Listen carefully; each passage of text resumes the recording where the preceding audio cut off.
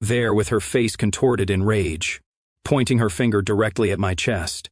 "You're disrespecting me by smiling at her," she shouted, her voice echoing through the now silent room. Everyone saw it. "Don't you dare deny it." I felt my jaw tighten as I took a slow, deliberate breath. The marketing director I'd been speaking with, a professional colleague discussing a potential collaboration, looked mortified, slowly backing away from the unfolding scene. This wasn't the first time, but I decided it would be the last. "Lower your voice," I said calmly, my tone measured but firm. "You're embarrassing yourself." "Don't tell me to lower my voice. I saw how you were looking at her." The room remained frozen. My colleagues, people I'd worked with for years, wore uncomfortable expressions. I could see the pity in their eyes and suddenly realized I'd been accepting this treatment for far too long. "What exactly did you see?" I asked, stepping toward her. Me having a professional conversation, smiling politely. "Networking at a networking event?" She faltered for a moment, clearly not expecting me to challenge her in public. Usually I would placate her, make excuses, try to smooth things over. Not today. "Everyone here witnessed a respected project manager talking business," I continued, gesturing around the room. "Everyone except you. Apparently you always do this," she hissed, lowering her voice but still seething. "You make me look crazy when I call you out." I shook my head slowly. "No. You make yourself look unstable when you throw glasses at business events because your husband smiled at someone." Several people nearby shifted uncomfortably. I could sense my boss watching from across the room. My career, my reputation, everything I'd built over years of hard work was being jeopardized by her irrational jealousy. "We're leaving," she demanded, grabbing my arm. I removed her hand firmly, but not roughly. "No, you're leaving. I have business to finish here." Her eyes widened in shock. This was not our usual script. For years I had played the role of the apologetic husband, making excuses for her behavior, leaving events early to avoid scenes. "Are you serious right now?" she whispered, her voice trembling with anger. "Completely. Take the car. I'll get a ride home later. If you stay, don't bother coming home tonight," she threatened, thinking she had me cornered. I maintained eye contact, unblinking. "That's your choice to make. I'll respect whatever boundary you set." She stood there, stunned by my calm defiance. After several seconds of tense silence, she grabbed her purse and stormed out, leaving whispers and stares in her wake. I straightened my tie, took another deep breath, and turned back to my colleagues. "I apologize for the interruption," I said, my voice steady. "Now, where were we on that market expansion strategy?" The conversation slowly resumed, but something had fundamentally changed. As I continued the networking event, engaging in discussions that could advance my career, I was already calculating my next moves. This public humiliation had crystallized something I'd been avoiding for months. She wanted doubts, real concerns about our relationship. I would give them to her, not through petty revenge or childish games, but through a strategic dismantling of the power she thought she held over me. On the ride home later that night, courtesy of a colleague heading in my direction, I mapped out my approach. When controlling people lose their grip, they become desperate. And when they become desperate, they show their true colors. It was time to see exactly what shade of toxic she really was. The house was dark when I arrived. I stood in the driveway for a moment, staring at our 2-story suburban dream home. 5 years we'd been married, 5 years of increasingly controlling behavior that I'd rationalized away. The networking event wasn't an isolated incident. It was merely the final performance in a long-running show I'd been tolerating. When we first met, her concern about other women had seemed almost flattering. Over time, it morphed into accusations, interrogations after every business trip, and inspections of my phone when she thought I was asleep. I entered quietly. The living room lamp cast just enough light to reveal her sleeping form on the couch, an empty wine bottle on the coffee table. Typical, create a scene, play the victim, then drink until passing out. I didn't wake her. Morning arrived with the expected script, tearful apologies, claims of insecurity, promises it wouldn't happen again. I nodded, appearing to accept her words while mentally implementing my strategy. "I've been thinking," I said calmly over breakfast. "Maybe we should see someone, a professional." Her fork stopped midway to her mouth. "Like a therapist?" "Yes. Your jealousy is becoming unmanageable." "My jealousy?" Her voice rose slightly. "If you didn't give me reasons—" I cut her off with a raised hand. That's exactly the problem. I don't give you reasons. You create them. She stared, unused to this direct challenge. I need to head to the office early, I said, standing up. No kiss goodbye, no reassurance, just a simple statement of fact before walking out. At work, I scheduled a meeting with HR to document the incident, not to file a complaint, but to create a record. I explained that my spouse was going through personal issues that had spilled into the professional environment. I apologized for the disruption and assured them it was being addressed. My boss, who had witnessed everything, was surprisingly supportive. Let me know if you need anything, she offered. That couldn't have been easy to handle. That evening, I worked late without calling. When I finally arrived home, she was waiting, dinner long cold. Where were you? The accusation was immediate. Working late. The Henderson project needed adjustments. I set my briefcase down and loosened my tie, walking past her to pour myself a drink. You couldn't call? I was focused. I took a sip, meeting her gaze steadily. The work helped clear my head after yesterday's embarrassment. Her expression shifted between anger and uncertainty. This wasn't our normal pattern. Usually, I would apologize, explain in detail where I'd been, offer to show my call log or emails as proof. Are you punishing me? She asked, following me into the living room. No. I'm prioritizing my career, the one you nearly damaged yesterday. The next 2 weeks followed this new template. I remained polite but distant. I declined dinner with her parents without explanation. I joined a gym and started attending after work. I renewed connections with old friends, scheduling evening meetups without seeking her approval first. Each change was small but significant, each one designed to shift the power dynamic that had become dangerously unbalanced. When she tried seduction to regain control, I claimed exhaustion. When she picked fights hoping for emotional engagement, I remained calm and disinterested. When she cried, I offered tissues without comfort. Meanwhile, I began documenting everything, every accusation, every manipulative text, every time she coincidentally showed up at business functions to surprise me, every instance she went through my emails, leaving them conspicuously open to messages from female colleagues. The strategy was working. Her behaviors escalated, becoming more desperate and transparent.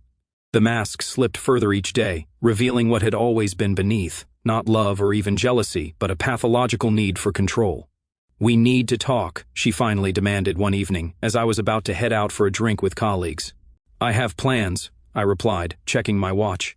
Cancel them. This is important. I looked at her for a long moment, then set down my keys. 20 minutes, then I'm leaving. She hadn't expected me to agree so easily. She fumbled for words, unprepared despite initiating the conversation.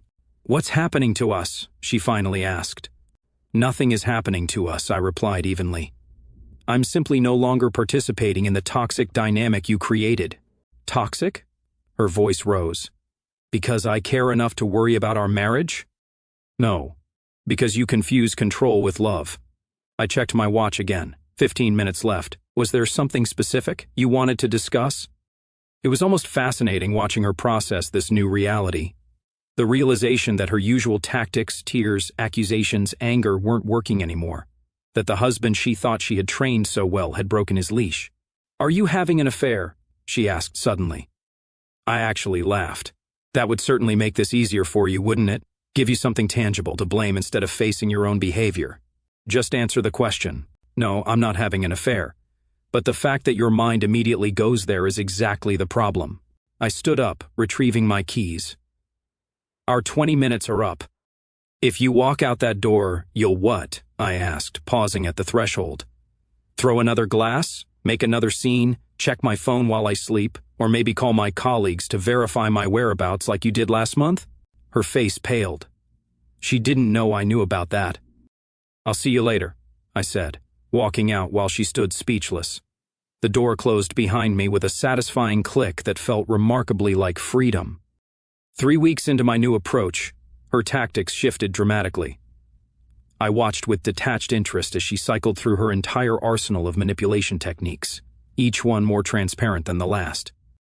First came the love bombing, unexpected lunch deliveries at my office, intimate messages throughout the day, lingerie waiting after work. When those failed to break my emotional distance, she pivoted to manufactured crises requiring my immediate attention and support. Family emergencies that conveniently resolved themselves. car troubles that mysteriously fixed themselves before I could call a mechanic. I responded to each with the same calm detachment, polite acknowledgement without emotional investment. "You've changed," she finally confronted me one evening as I reviewed work documents at the dining table. "You're cold, distant." I looked up from my laptop. "I've simply adjusted to a healthier dynamic." "Healthier?" She laughed bitterly. "You barely speak to me anymore." "That's not accurate," I replied, keeping my tone even. "We speak daily. We share the same living space. We discuss household matters. What we don't do anymore is perform the toxic cycle of accusation, apology, and temporary peace that defined our relationship before. So this is punishment for the networking event? No, this is consequence. There's a difference." I closed my laptop, giving her my full attention. "For years, I've adjusted my behavior to accommodate your insecurity. I've allowed you to isolate me from friends, monitor my communications, and interrogate me about every female interaction. That arrangement is over." Her eyes narrowed. "Just like that, you unilaterally decide our marriage is changing without even discussing it with me?" The discussing phase ended when you threw a glass at my head in front of my colleagues. I kept my voice level, refusing to match her escalating emotions. That was the culmination of a pattern, not an isolated incident. "One mistake and you're completely shutting me out?" Her voice cracked, tears forming. "Let's be accurate," I said, pulling out my phone. "Would you like me to list the isolated incidents from just the past 6 months? I have them documented with dates." The tears disappeared instantly, replaced by shock, then anger. "You've been keeping notes on me like I'm some kind of science experiment, like I'm the victim of emotional abuse?" Recognizing the pattern, I corrected her. "March 15th, you accused me of flirting with a barista because I thanked her for my coffee. April 2nd, you showed up unannounced at my business lunch to surprise me, then questioned me for hours about my female client. April 29th, you went through my work emails while I was sleeping and deleted messages from my female colleagues." "Stop it," she hissed. May 10th, you called my project coordinator pretending to be from HR to ask about our working relationship. May 22nd, I said stop. She slammed her hand on the table. I set my phone down calmly. "Those aren't even the major incidents, just the everyday controlling behaviors you thought I wasn't noticing." "This isn't fair," she whispered, trying a different approach. "I've been trying so hard these past weeks to make things right." "No," I replied evenly. "You've been trying different manipulation tactics to regain control. There's a fundamental difference." She stared at me, suddenly uncertain. The script had always worked before. Push until I gave in, apologized, reassured her. Now she was facing someone who wasn't following the established pattern. "What do you want from me?" she finally asked, her voice small. "Nothing," I answered truthfully. "I don't want anything from you. That's the point you're missing. I'm no longer participating in this dynamic regardless of your response to that decision. So you're just done after everything we've built together?" I considered her question carefully. "I'm not making any permanent decisions yet. I'm establishing boundaries and observing whether you can respect them. So far, the evidence suggests you cannot." She opened her mouth to argue, then closed it, processing my words. For a brief moment, I saw something like clarity in her expression, as if she finally recognized the seriousness of the situation. "I need help, don't I?" she asked quietly. It was the first genuine moment we'd shared in weeks. I nodded slowly, not rushing to soften the blow. "Yes, professional help. Not couples counseling, individual therapy to address the insecurity driving your controlling behavior. And if I get help, will things go back to normal?" "No," I said firmly. "They won't go back to normal because our normal was unhealthy. If you genuinely address your issues, we might build something new, something better." She nodded slowly, tears forming again, real ones this time. "I have a dinner meeting," I said, standing and gathering my laptop. "We can continue this conversation tomorrow if you'd like." "You're still leaving?" After this breakthrough, the accusatory tone crept back in. I looked at her steadily. "This isn't a breakthrough yet. It's a moment of clarity that may lead to a breakthrough. And yes, I still have professional obligations that don't disappear because of our personal situation." I left her standing in the dining room, her expression a mixture of anger and realization. As I drove to my completely fabricated dinner meeting, actually just an excuse to have some time alone at a quiet bar downtown, I reflected on her performance. The brief vulnerability had seemed genuine, but experience had taught me to be cautious. True change would require consistent behavior over time, not momentary insights when cornered. Still, as I sat at the bar nursing a whiskey neat, I allowed myself to acknowledge a simple truth. Part of me hoped she was sincere, not because I wanted to save our marriage at this point, but because it would make the inevitable separation less destructive for both of us. My phone buzzed with a text from her. I made an appointment with a therapist for next week. I stared at the message, weighing my response carefully.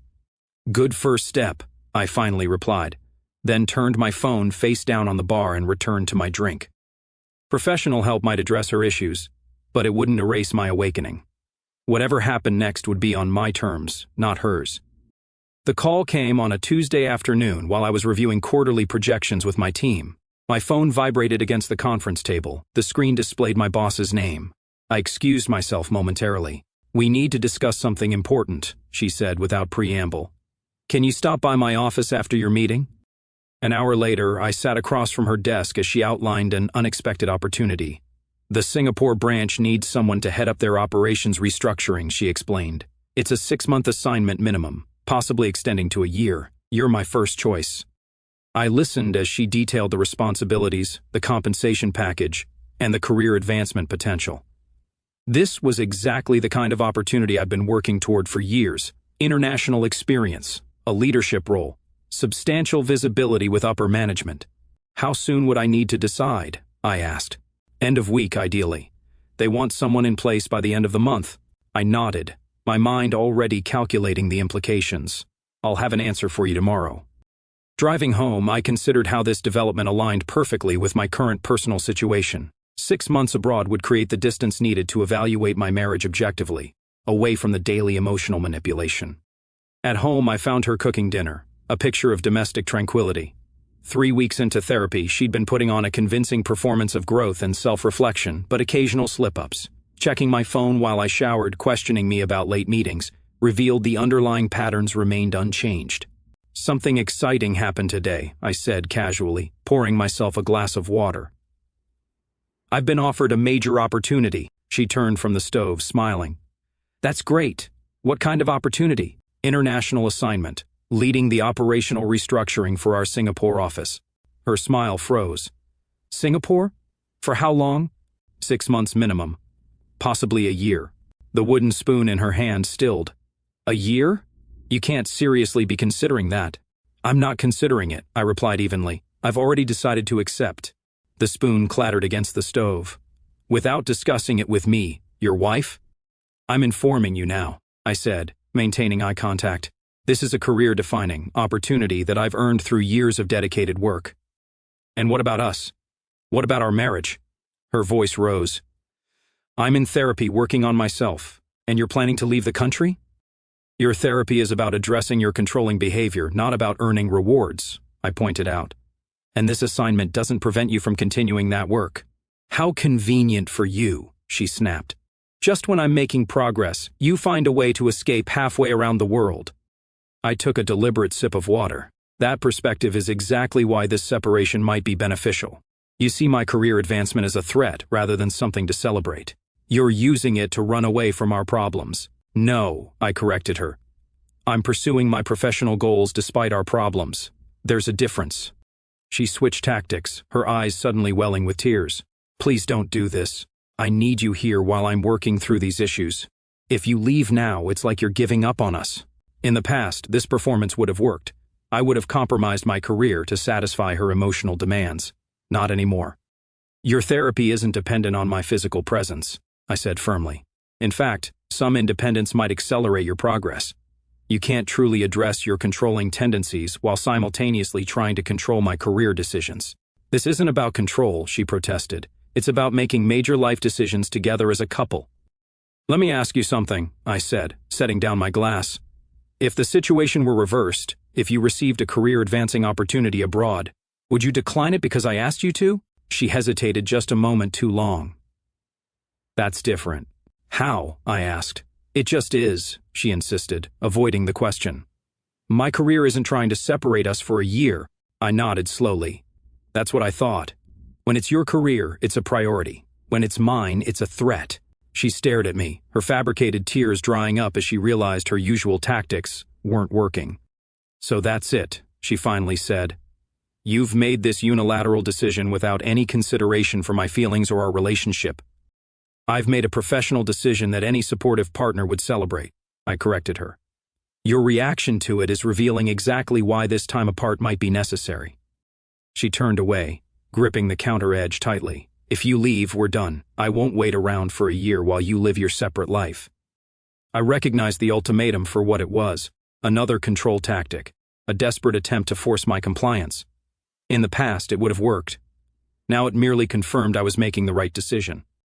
If that's your choice, I'll respect it, I said calmly. But I want you to understand something clearly. I will not compromise my career advancement to satisfy your need for control. Not anymore. She spun around, eyes wide with shock. This wasn't how our arguments usually ended. I was supposed to backpedal, negotiate, eventually concede. You don't mean that, she whispered.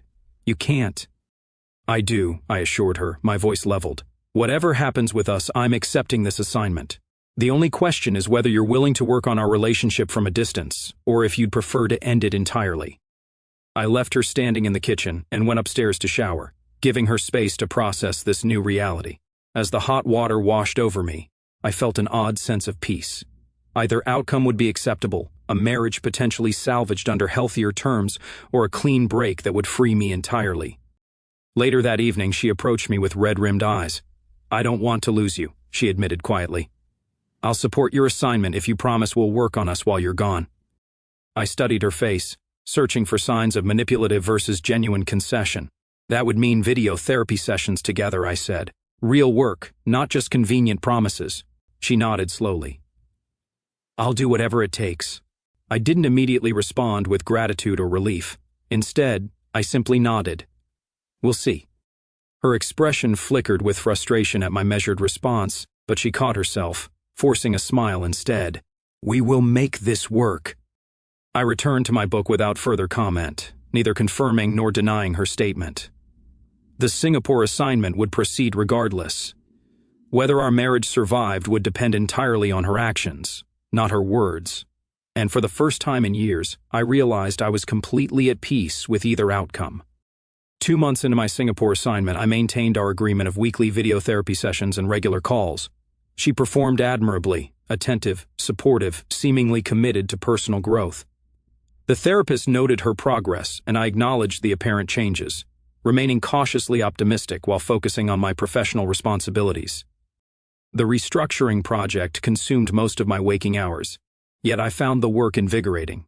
Leading a diverse international team, making high-level decisions, and reporting directly to the executive board energized me in ways my domestic life had not for years. I was thriving professionally, physically, and emotionally, sleeping better, working out regularly, rebuilding my confidence. Then came the incident that shattered the carefully constructed facade. It was a routine Friday evening when I received an unusual email notification.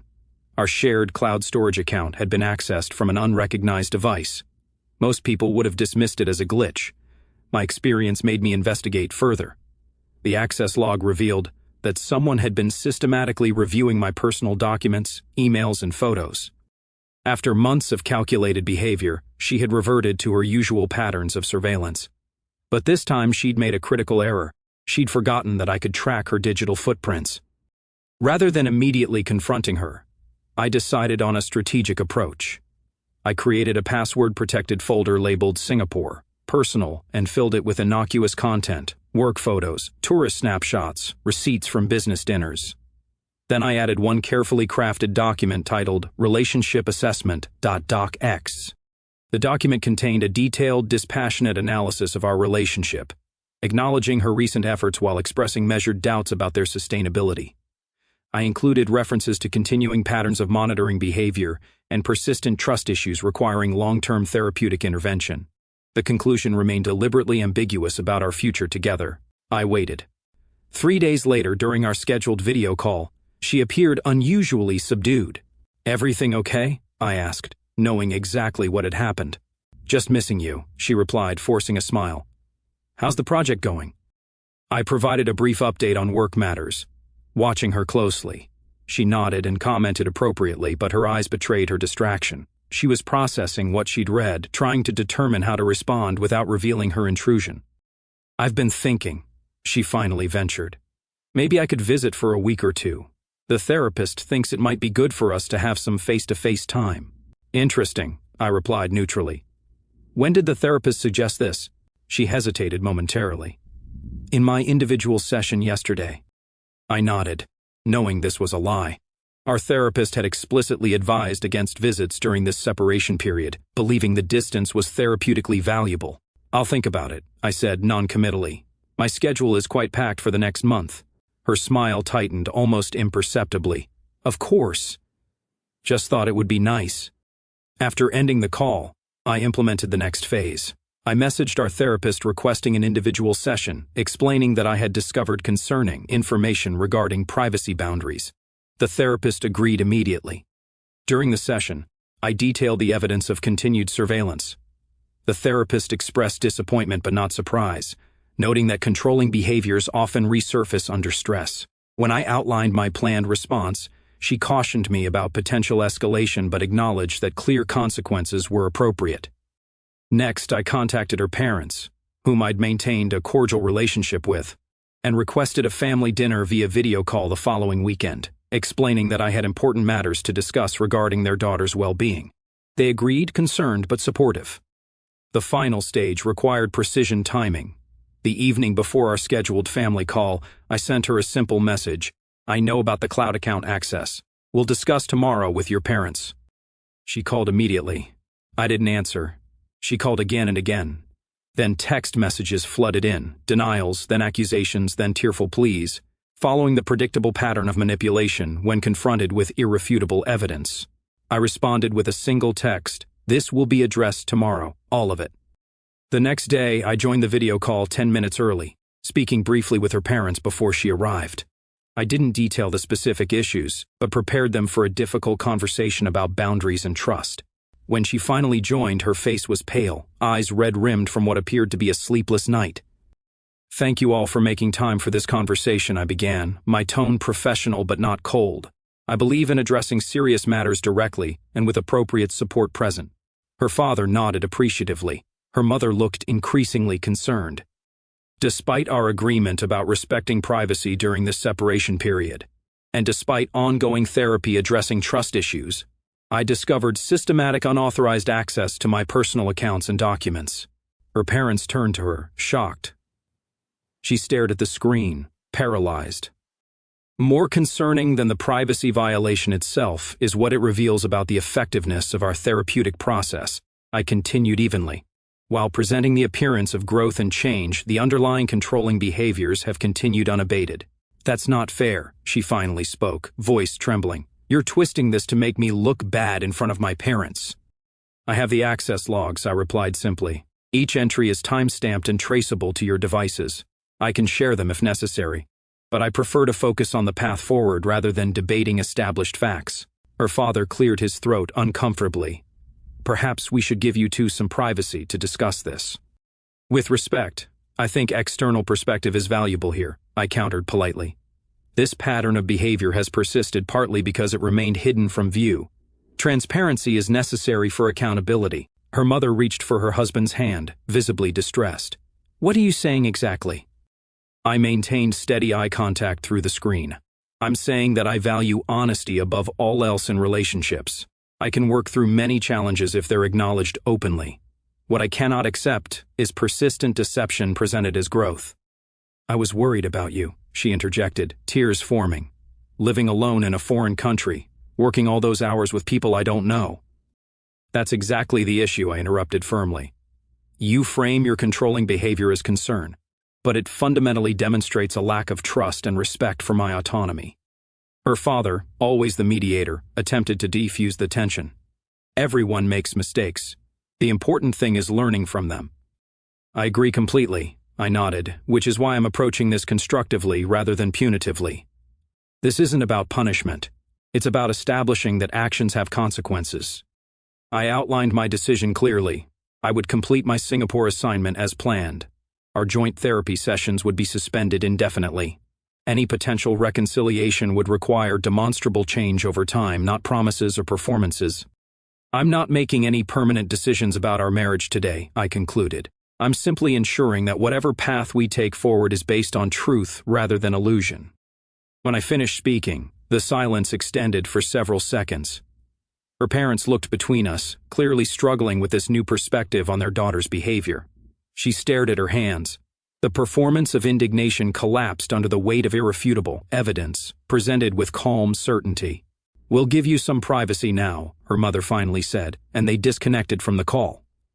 Alone together on the screen, we regarded each other across thousands of miles. For the first time since we'd met, I felt completely free of her emotional manipulation. Not because the manipulation had stopped, but because I could now see it clearly for what it was. "I never meant to hurt you," she whispered, tears falling freely now. "I know," I replied, "and I meant it. But intention doesn't negate impact." I ended the call without anger or dramatic pronouncements. This wasn't about punishing her. It was about finally prioritizing my own well-being after years of compromising it for the sake of temporary peace. Later that evening, her father called me privately. "I had no idea things had gotten so bad," he admitted.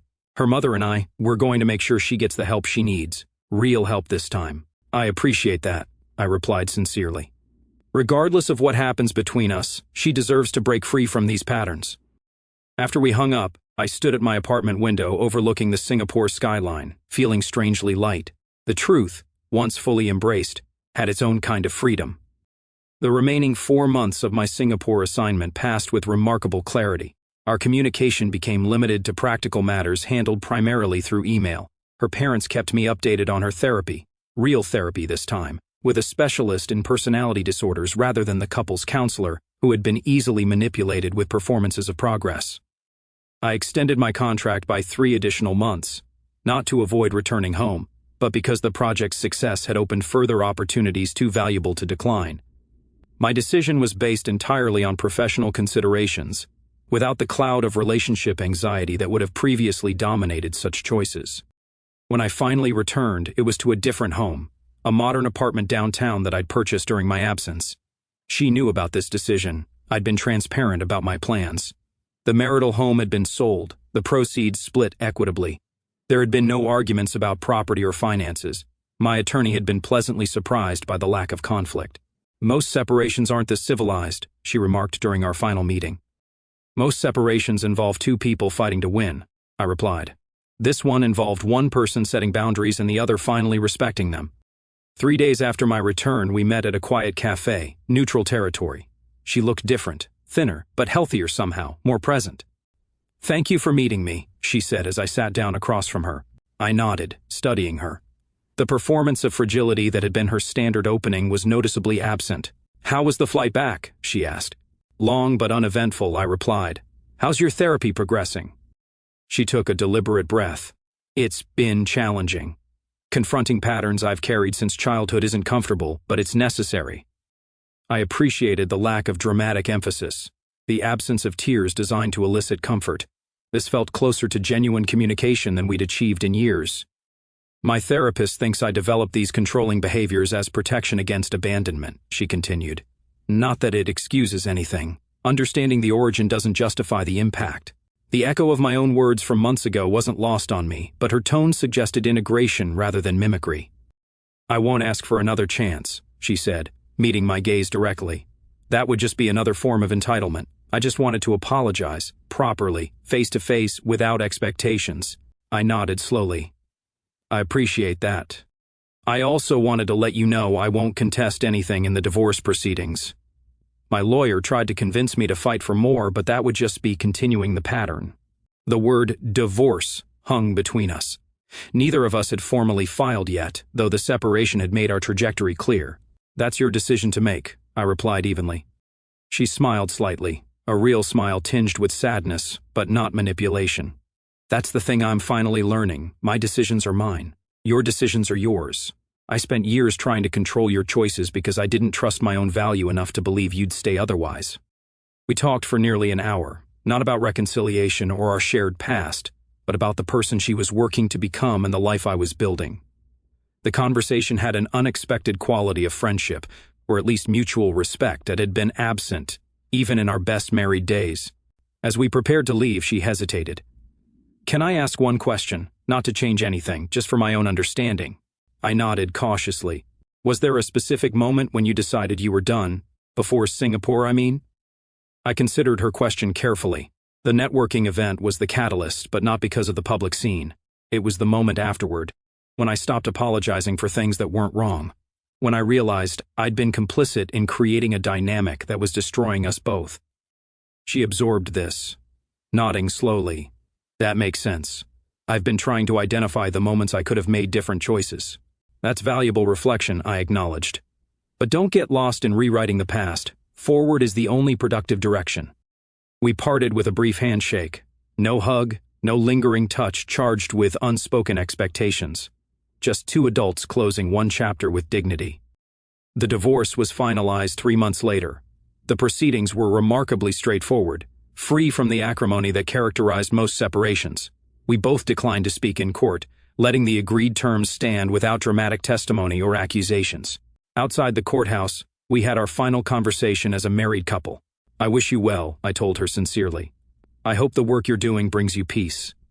I hope your new position brings you everything you deserve, she replied, referencing the promotion I'd received upon returning from Singapore.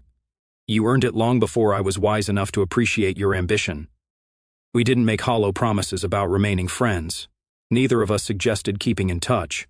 Some chapters need to close completely before new ones can properly begin. 6 months after the divorce, I received a handwritten letter. Actual paper mail, a rarity in this digital age. Inside was a brief note.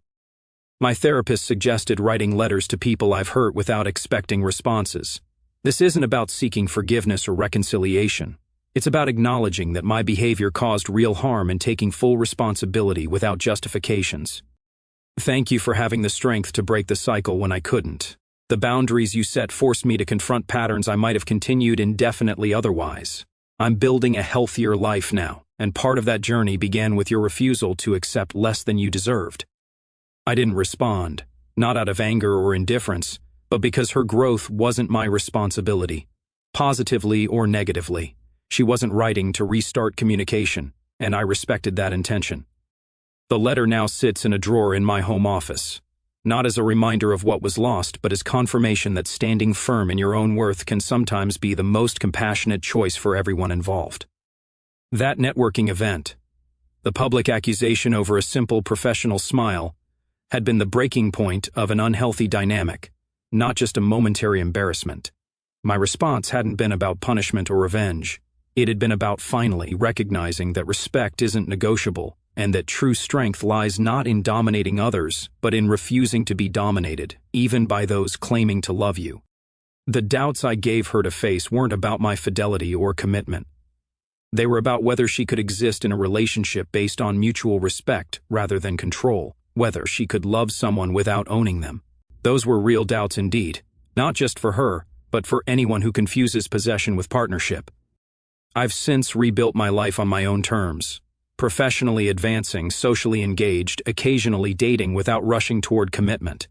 I've learned to recognize the early warning signs of controlling behavior and to establish boundaries before patterns become entrenched. Most importantly, I've embraced the understanding that walking away from toxicity isn't failure. It's the ultimate act of self-respect. Sometimes the most powerful statement isn't what you say in an argument, but the standards you maintain when you choose who remains in your life. That smile at a colleague, such a small thing to trigger such massive change. But then, it was never about the smile. It was about finally recognizing my worth and refusing to compromise it any longer. The real doubts she faced weren't about us. They were about herself, and in the end, facing those doubts may have been the greatest gift I could have given her, and myself. Our story has come to an end. If you've made it this far, how about subscribing to our channel? It helps us immensely. I've selected 2 other videos for you that I'm sure you'll enjoy. Feel free to click on them. I'll be waiting for you in the next story.